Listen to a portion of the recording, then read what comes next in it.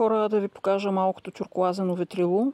Така съм си ги кръстила. Това са любимите ми всъщност като модел обици, които са нон-стоп на ушите ми. Тези два комплекта ги изработих днес, защото явно и на вас са ви направили впечатление, когато говоря по видеята. Чух вече, нали, така няколко човека ми го казаха, че са много хубави, че искат същите.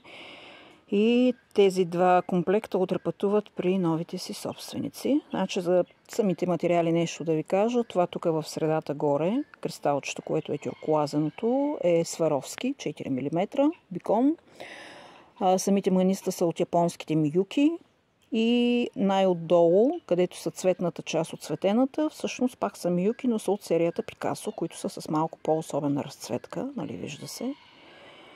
И така, моделчето е изключително, даже не знам точно как да го опиша, харесва ми не толкова начинът, по който изглеждат на ушите ми, колкото и странно да звучи, начинът, по който ме карат да се чувствам. Така че това е при мене. И така.